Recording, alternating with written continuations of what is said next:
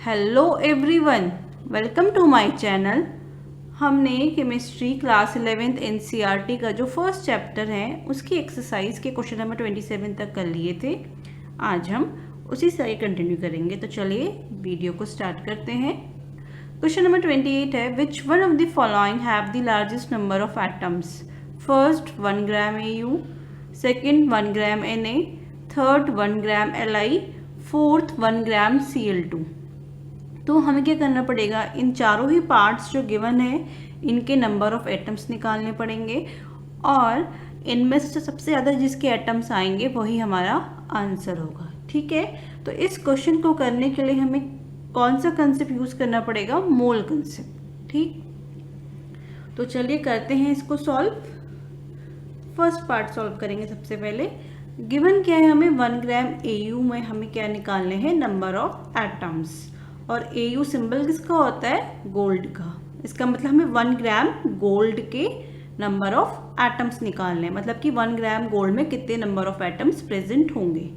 ठीक है, अब देखिए बच्चों, हमें ये पता है कि 1 मोल ऑफ एनी सब्सटेंस, और यहाँ पे हमें गोल्ड है तो हम गोल्ड लिखेंगे। 1 मोल ऑफ गोल्ड में कितने एटम्स होंगे? एवोगैड्रो नंबर के बराबर। और हमें किससे डिनोट करते हैं इसको? Na से। और ये Na की वैल्यू होती कितनी है? 6.022 into 10 to the power 23 atoms. ठीक, और हमें यह भी पता है कि 1 मोल ऑफ AU का मास कितना होगा? हमें पता है कि AU का एटॉमिक मास कितना होता है? 197 ग्राम। तो 1 मोल ऑफ AU का मास कितना होगा? 197 ग्राम। तो हम लिख सकते हैं 197 ग्राम ऑफ AU में भी एटम्स कितने होंगे? 6.022 into 10 to the power 23 atoms. ठीक है, अब देखिए मैंने क्या करा, जो 1 मोल था उसको किस में चेंज कर दिया? मास में। मतलब 1 मोल को मैंने क्या कर दिया? मास के फॉर्म में लिख दिया। ठीक, देखो 197 का मुझे पता चल गया, 197 ग्राम AU में हमारे इतने एटम्स हैं। तो हमें निकालना कितने का है? 1 ग्राम का। तो 1 ग्राम AU में कितने होंगे? 6.022 into 10 to the power 23 upon 197। इसको सॉल्व करेंगे तो कितना आएगा? 0.03 into 10 to the power 23 atoms. तो हमने कैलकुलेट कर लिए 1 ग्राम AU में इतने एटम्स होते हैं। ठीक है, ऐसे ही हम सेकंड पार्ट भी करेंगे। तो सेकंड पार्ट करते हैं। हमें निकालना कितने का है? 1 ग्राम Na का। ठीक, अगेन हम लिखेंगे कि 1 मोल Na में Na किसका सिंबल होता है? सोडियम का। तो हमें क्या निकालना है कि 1 ग्राम सोडियम में कितने एटम्स होते हैं। ठीक, स्टार्ट कहाँ से करेंगे? 1 मोल से। तो हमें पता है कि 1 मोल ऑफ Na में कितने एटम्स होंगे? अगेन एवोगैड्रो नंबर के बराबर, और वो होता कितना है? 6.022 इंटू 10 टू द पावर 23। और 1 मोल Na का मास कितना होगा? जितना Na का एटॉमिक मास होता है, और Na का एटॉमिक मास होता है 23 ग्राम। तो हम लिख सकते हैं ना, 23 ग्राम Na में भी कितने एटम्स होंगे? 6.022 into 10 to the power 23 atoms. तो हमें निकालना कितने का है? 1 ग्राम Na का। तो हम यहाँ से 1 ग्राम Na का कैलकुलेट कर लेंगे। कितना हो जाएगा? 6.022 into 10 to the power 23 upon 23, और इसको सॉल्व करके आएगा 0.261 into 10 to the power 23 atoms. ठीक है, अब करेंगे हम थर्ड पार्ट को सॉल्व। थर्ड पार्ट में हमें 1 ग्राम Li किसका सिंबल होता है? लिथियम का। तो हमें 1 ग्राम लिथियम के नंबर ऑफ एटम्स निकालने हैं। तो चलिए करते हैं सॉल्व इसको भी। सेम जैसे हमने फर्स्ट और सेकंड किया वैसे ही इसको भी करेंगे। तो हमें पता है कि 1 मोल Li में कितने एटम्स होंगे? 6.022 into 10 to the power 23 atoms. और हमें पता है कि 1 मोल Li का मास कितना होगा? जितना Li का एटॉमिक मास होगा, और Li का एटॉमिक मास कितना होता है 7 ग्राम, तो 7 ग्राम Li में कितने एटम्स होंगे 6.022 इंटू 10⁻23 एटम्स। और हमें निकालना कितने का है 1 ग्राम Li का, तो 1 ग्राम Li में कितने एटम्स होंगे 6.022 इंटू 10⁻23 अपॉन 7। इसको सॉल्व करके कितना आएगा 0.86 इंटू 10⁻23 एटम्स। ठीक है, अब लास्ट बचा, लास्ट क्या है हमारा 1 ग्राम Cl2। सेम जैसे हमने फर्स्ट, सेकेंड और थर्ड पार्ट किया वैसे ही इसको भी करना है। हमें पता है कि 1 मोल Cl2 में कितने एटम्स होंगे एवोगैड्रो नंबर के बराबर, और वो होता कितना है 6.022 इंटू 10⁻23 एटम्स।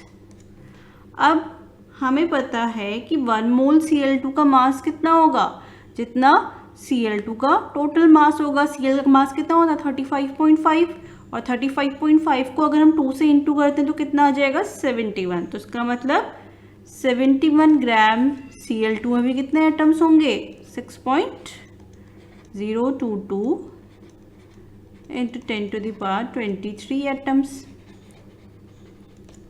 अब हमें निकालना कितने का है 1 ग्राम Cl2, तो 1 ग्राम Cl2 में कितने एटम्स होंगे 6.022 इंटू 10⁻23 अपॉन 71, और इसे कैलकुलेट करेंगे तो ये कितना आएगा 0.084 इंटू 10⁻23 एटम्स। ठीक है, अब देखिए हमने चारों ही पार्ट्स के क्या निकाल लिए नंबर ऑफ एटम्स निकाल लिए।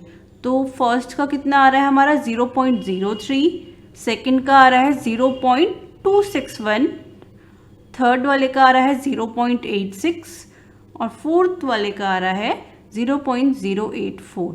ठीक, और पावर सबकी क्या है सेम है, देखो 10⁻23 सबकी पावर्स है और इसमें भी 10⁻23 ही है पावर। ठीक, तो सबसे ज़्यादा एटम्स किसके आ रहे हैं Li के 1। इसका मतलब हमारे जो 1 ग्राम Li में सबसे ज़्यादा क्या होंगे नंबर ऑफ एटम्स होंगे। तो जो हमारा यहाँ पे आंसर होगा वो क्या होगा थर्ड वाला, कि हम पूछा गया था कि which one of the following have the largest number of atoms, तो 1 ग्राम Li has the largest number of atoms. तो हमें जो ये चारों ही पार्ट्स गिवन थे इनको सिमिलर वे में सॉल्व करना था। होप आपको ये क्वेश्चन समझ में आया होगा। नेक्स्ट क्वेश्चन की तरफ मूव करते हैं। क्वेश्चन नंबर 29 है calculate the molarity of a solution of ethanol in water in which the mole fraction of ethanol is 0.040, assume the density of water to be 1। तो हम सबसे पहले क्या करेंगे, जो हमें गिवन है हम उसको लिख लेते हैं। तो गिवन क्या क्या है हमें, एक तो हमें गिवन है मोल fraction of ethanol, mole fraction of ethanol, और इथेनॉल का फॉर्मूला क्या होता है CH3CH2OH। तो कितनी गिवन है 0.040। ठीक, और हमें गिवन क्या है डेंसिटी किसकी वाटर की, डेंसिटी ऑफ वाटर कितनी गिवन है हमें 1। अब हमें फाइंड आउट क्या करना है, हमें फाइंड आउट करना है मोलारिटी ऑफ इथेनॉल। ठीक है, देखिए तो मोलारिटी होती क्या है number of moles of solute, और यहाँ पे हमारा सॉल्यूट क्या है इथेनॉल, तो हम लिख सकते हैं number of moles of ethanol upon volume of solution in litre. ठीक, तो हमें क्या क्या फाइंड आउट करना है मोलारिटी को कैलकुलेट करने के लिए, एक तो हमें नंबर ऑफ मोल्स चाहिए और इथेनॉल के, और हमें वॉल्यूम ऑफ सॉल्यूशन का वॉल्यूम चाहिए। ठीक है, अब जो हमें गिवन है उसी से हमें ये दोनों चीज़ें फाइंड आउट करनी पड़ेगी। क्या क्या, मोल्स भी फाइंड आउट करने पड़ेंगे और वॉल्यूम भी फाइंड आउट करना पड़ेगा। ठीक है, अब देखिए मोल फ्रैक्शन होता क्या है, मोल फ्रैक्शन हमें गिवन है इथेनॉल का, ठीक है, मोल फ्रैक्शन ऑफ इथेनॉल। तो मोल फ्रैक्शन का फॉर्मूला होता है, जिसका मोल फ्रैक्शन हम कैलकुलेट करते हैं उसके नंबर ऑफ मोल्स को हम कहाँ रखते हैं, न्यूमरेटर में, मतलब number of moles of ethanol numerator में, और टोटल नंबर ऑफ मोल्स हमारे कहाँ आ जाते हैं, डिनोमिनेटर में। यही फॉर्मूला होता है, ठीक है। तो टोटल नंबर ऑफ मोल्स में क्या किस किस के मोल्स आएंगे, एक तो इथेनॉल के और वाटर की, क्योंकि इन दोनों को ही मिला के हम क्या बना रहे हैं, एक सॉल्यूशन बना रहे हैं, ठीक। अब देखिए हमें मोल फ्रैक्शन ऑफ इथेनॉल तो गिवन है और ये कितना है 0.040, ठीक है। और हमें ना नंबर ऑफ मोल्स पता है इथेनॉल के और ना वाटर के नंबर ऑफ मोल्स पता है, ठीक है। बट हमें एक चीज़ और गिवन है क्वेश्चन में कि हमें एज्यूम करना है कि डेंसिटी ऑफ वाटर कितनी होनी चाहिए, 1 होनी चाहिए। अगर मैं बोलूँ कि डेंसिटी वाटर की 1 है, ठीक, तो इसका डेंसिटी का फॉर्मूला क्या होता है, मास अपॉन वॉल्यूम, यही होता है ना। इसका मतलब हमारा मास कितना है वाटर का, 1 kg होगा, और वॉल्यूम कितना होगा, 1 लीटर, तब जो उसकी डेंसिटी 1 आएगी। तो यहाँ से मैं क्या कर सकती हूँ, number of moles of water calculate कर सकती हूँ। कैसे, देखिए number of moles of water को कैसे कैलकुलेट करेंगे हम, इसका फॉर्मूला क्या होता है, गिवन मास, और मास कितना है 1 kg वाटर का, तो 1 kg मतलब 1000 ग्राम upon molar mass of water. तो वाटर का मोलर मास कैलकुलेट कर लेंगे हम। देखिए H2 होता है वाटर का फॉर्मूला, तो 2 into atomic mass of H का एटोमिक मास 1 प्लस ऑक्सीजन का एटोमिक मास कितना होता है 16, तो 16 प्लस 2 18 ग्राम पर मोल वाटर का क्या आ गया, मोलर मास आ गया। इसको हम यहाँ पे रख देंगे। तो इसको सॉल्व करेंगे तो ग्राम से ग्राम कैंसिल, इसको सॉल्व करेंगे तो कितने मोल्स आएंगे, 55.55 मोल्स ऑफ वाटर, ठीक। तो यहाँ से हम क्या करेंगे, अब मोल्स ऑफ वाटर जो हमने फाइंड आउट करे अभी, इसको हम यहाँ फॉर्मूले पे पुट कर देंगे, ठीक है। तो N of ethanol, number of moles of ethanol plus 55.55। अब हम क्या करते हैं, क्रॉस मल्टीप्लिकेशन करते हैं, तो हमारा क्या हो जाएगा 0.040 into number of moles of ethanol plus 55.55 is equals to number of moles of ethanol, ठीक है। अब ये जो 0.040 है ये number of moles of ethanol से भी मल्टीप्लाई होगा और 55.55 से भी मल्टीप्लाई होगा। उसके बाद हम इसको आगे को सॉल्व करेंगे, ठीक है। अब हम 0.040 को दोनों से इंटू करते हैं, ठीक है। तो 0.040 into number of moles of ethanol plus sign as it is आ जाएगा यहाँ पे, और फिर हम 0.040 को 55.55 से इंटू करेंगे is equals to number of moles of ethanol. अब ये तो एज इट इज़ रहेगा क्योंकि इसमें तो इसको हम मल्टीप्लाई कर नहीं सकते, तो इसको एज इट इज़ लिख देते हैं, और इन दोनों को मल्टीप्लाई करके कितना आएगा 2.22 is equals to number of moles of ethanol, ठीक है। अब क्या करते हैं, देखो number of moles of ethanol यहाँ भी है, यहाँ भी है, ठीक है। तो हम क्या करते हैं, इस पूरे को हम कहाँ ले जाते हैं, राइट हैंड साइड में। राइट हैंड साइड में ले जाएंगे तो क्या हो जाएगा 2.22 यहीं रहा, और number of moles of ethanol minus 0.040 number of moles of ethanol. अब number of moles of ethanol दोनों में है, कॉमन आ जाएगा, तो number of moles of ethanol, तो यहाँ कितना बचा 1 माइनस 0.040, ठीक है। तो ये कितना हो जाएगा, number of moles of ethanol into 0.96 और 2.22 एज इट इज होगा। तो यहाँ से हमारी number of moles of ethanol की वैल्यू कितनी आ जाएगी, 2.22 डिवाइडेड बाय 0.96। क्यों? क्योंकि 0.96 यहाँ इंटू में था, तो अगर यहाँ जाएगा तो क्या हो जाएगा, डिवाइड में हो जाएगा, और इसकी वैल्यू कितनी आएगी, 2.3125।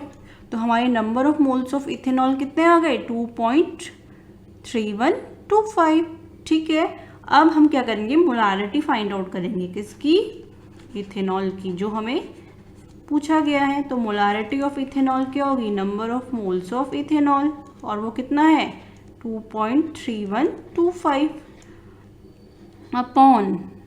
अपॉन में क्या आएगा, volume of solution in litre. तो देखिए, हम जो वॉल्यूम ऑफ सॉल्यूशन लेंगे और जो वॉल्यूम ऑफ हमने वाटर लिया था वो भी 1 लीटर लिया था, और हम वॉल्यूम ऑफ सॉल्यूशन भी 1 लीटर ले रहे हैं। ऐसा क्यों कर रहे हैं, क्योंकि जो हमें मोल फ्रैक्शन गिवन है ना इथेनॉल का, वो कितना गिवन है, 0.040, और ये क्या है, बहुत छोटी वैल्यू है। इसका मतलब हमारा वाटर का अमाउंट बहुत ज़्यादा है एज़ कम्पेयर टू इथेनॉल। तो यहाँ पर हम क्या कर देंगे, इथेनॉल की जो वॉल्यूम, जितना भी हम वॉल्यूम लेंगे उसको नेगलेक्ट कर रहे हैं। ठीक है, तो आप कंफ्यूज मत करिएगा कि यहाँ वाटर का वॉल्यूम भी 1 लीटर है और जो हमारा सॉल्यूशन है उसका वॉल्यूम भी हम 1 लीटर ले रहे हैं। ऐसा क्यों कर रहे हैं, क्योंकि हमें ये क्वेश्चन में गिवन है कि मोल फ्रैक्शन ऑफ इथेनॉल बहुत छोटी वैल्यू है, इस वजह से हम जो सॉल्यूशन का वॉल्यूम है और जो वाटर का वॉल्यूम है, हम दोनों को सेम ले रहे हैं। ठीक है, तो यहाँ पर क्या होगा, मैं यहाँ पे कितना लिख दूंगी, 1 लीटर, और ये हमारा क्या है, मोल है। ठीक है, क्योंकि नंबर ऑफ मोल्स की यूनिट क्या होती है, मोल ही होती है। तो यहाँ पर हमारी आंसर कितना आ जाएगा, 2.3125 मोल पर लीटर, और यही हमारी किसकी यूनिट होती है, मोलारिटी की। तो हमने क्या किया, molarity of ethanol easily find out कर ली। किससे, हमें क्या क्या गिवन था, एक तो मोल फ्रैक्शन गिवन था और डेंसिटी गिवन थी। ठीक है, होप आपको ये क्वेश्चन समझ में आया होगा। नेक्स्ट क्वेश्चन की तरफ मूव करते हैं। Question number 30, what will be the mass of 112C atom in gram. तो हमें इस क्वेश्चन में क्या कैलकुलेट करना है, मास कैलकुलेट करना है एक कार्बन एटम का ग्राम्स में। ठीक है, तो अगेन हम मोल कंसेप्ट यूज करेंगे। हमें क्या पता है कि 1 मोल ऑफ कार्बन में कितने एटम्स होंगे कार्बन के, 1 मोल ऑफ कार्बन में कितने एटम्स होंगे कार्बन के, 6.022 इंटू 10⁻23 एटम्स होंगे कार्बन के। ठीक है, और हमें ये भी पता है कि 1 मोल ऑफ कार्बन का मास कितना होगा, जितना कार्बन का एटॉमिक मास होता है, तो कितना होता है, 12 ग्राम। तो 12 ग्राम अगर हमारे पास कार्बन है तो उसमें एटम्स कितने होंगे, 6.022 इंटू 10⁻23 एटम्स। देखो, हमें 6.022 इंटू 10⁻23 एटम्स का मास पता है, कितना होता है, 12 ग्राम होता है। ठीक है, और हमें निकालना कितने एटम का है, 1 एटम का। देखिए लिखा है ना, मास ऑफ 1, तो हमें एक एटम का मास निकालना है। ठीक है, तो हम क्या करते हैं, इसको सिस्टमेटिक वे में लिख लेते हैं। 6.022 इंटू 10⁻23 एटम्स ऑफ C का मास कितना होता है, 12 ग्राम। तो हमें निकालना कितने एटम का है, तो 1 एटम ऑफ कार्बन का मास कितना होगा, 12/6.022 इंटू 10⁻23 ग्राम। इसको सॉल्व करेंगे तो कितना आएगा, 1.99 इंटू 10⁻, देखिए यहाँ पावर पॉजिटिव में है ना, अगर हम इसको न्यूमरेटर में भेजेंगे तो क्या हो जाएगी, नेगेटिव में, तो -23 ग्राम। तो 1 एटम ऑफ कार्बन का मास कितना होता है, 1.99 इंटू 10⁻23 ग्राम। होप आपको ये क्वेश्चन समझ में आया होगा। If you like my videos please share and subscribe my channel. Thanks for watching, have a nice day.